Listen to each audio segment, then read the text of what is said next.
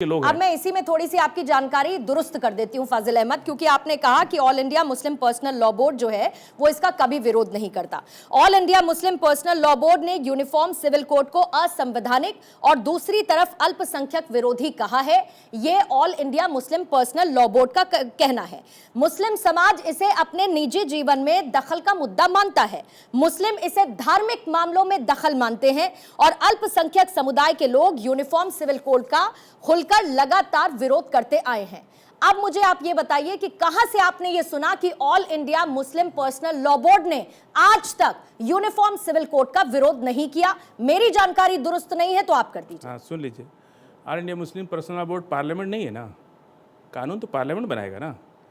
कोई अपनी आदिवासी है पार्लियामेंट, अभी आदिवासी वाले तो खड़े हैं ना, अभी आदिवासी 5 लाख विरोध करने वाले तो फाजिल अहमद खड़े हैं ना। अभी जंतर मंतर पार्लियामेंट से 5 लाख आदिवासी आकर के, सुन लीजिए, पार्लियामेंट से कानून बनेगा और राज्यों में जिनको लागू करना है वो उसको कर भी रहे हैं और वो बनेगा भी। सुन लीजिए, पार्लियामेंट में सभी धर्मों के लोग हैं ना, वो लोग विचार करेंगे इस पर। जब ड्राफ्ट आएगा, बहस होगी, ऐसे नहीं। अच्छा, एक बात बताइए, कृषि कानून पास हुआ था कि नहीं हुआ था पार्लियामेंट से? अगर सुन लीजिए, कृषि कानून पास हुआ था या नहीं हुआ था पार्लियामेंट से? क्या हुआ?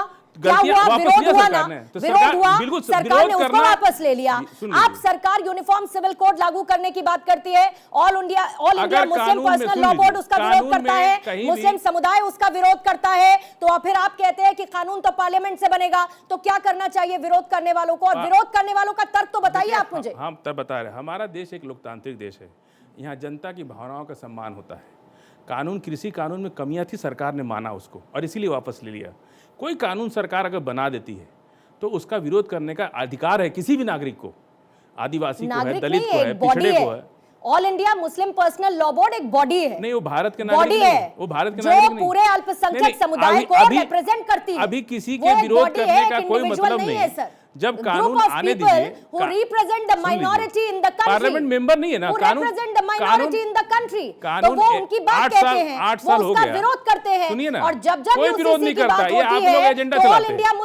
कभी भी all India Muslim personal law board ने कभी विरोध नहीं किया। All India Muslim personal law board अपना एजेंडा चलाता है, आपको सूट करता है। आप चाहते हैं कि शरिया कानून लागू हो, आप नहीं चाहते कि यूनिफॉर्म सिविल कोड लागू हो। शरिया कानून नहीं है, आप ये नहीं चाहते, आप ये नहीं चाहते। 1861 में आईपीसी सीआरपीसी बनी थी इस देश के अंदर, 1861 में, तब अंग्रेज थे यहाँ पे। उसके पहले कौन सा कानून था देश के अंदर?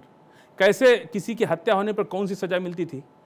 इसी देश में कान में शीशा पिघला के डालो, क्या क्या दलितों के साथ क्या अत्याचार होता था, पिछड़ों के साथ क्या अत्याचार होता था, और आज भी होता है, कुछ बदला नहीं है। 1861 में आईपीसी सीआरपीसी बनी नहीं है ना, सुनिए ना फाजिल अहमद, अरे लायक नहीं है ना भारत? नहीं, भारत तो बिल्कुल दुनिया को बुलाया जा रहा है कि रहो आकर के। इधर उधर के एग्जांपल्स मत लाइए, मैं हमको विरोध, देखिए, बात कर रही हूं। जो कुछ गलत होगा तो उसका विरोध होगा। फैक्ट्स पर करिए, सुन लीजिए, गलत होगा तो उसका विरोध होगा। में रहे ना, हम जब भी प्रोग्रेसिव होने की बात करते हैं, जब भी हम ये कहते हैं कि समाज को बदलना चाहिए, बेहतरी की दिशा में आगे बढ़ना चाहिए, तो विरोध करने वाला एक कुनबा खड़ा हो जाता है, कहता नहीं जी हमको नहीं चाहिए, हम सरकार का विरोध करेंगे। ये कृषि प्रधान देश है, किसानों का देश है। अरे सर, मैं किसानों की बात हो चुकी, मैं अब uniform civil code Adani Ambani से देश नहीं चलेगा। और अगर आप संविधान की बात करते हैं, और अंबानी से अगर आप चाहते हैं कि हम उद्योगपतियों को मालिक बना दें और देश की 125 करोड़ जनता को हम गुलाम बना दें, तो ये नहीं चलेगा, इसका विरोध होगा। हम उद्योगपतियों को, आप चाह रहे हैं कि इस देश का हम मालिक बना दें, बाकी सबको हम गुलाम बना दें, इसका विरोध होगा। ये देश मजदूरों का देश है, गरीबों का देश है, किसानों का देश है। ये किसान मजदूर के खिलाफ जब भी कोई कानून बनेगा उसका विरोध होगा।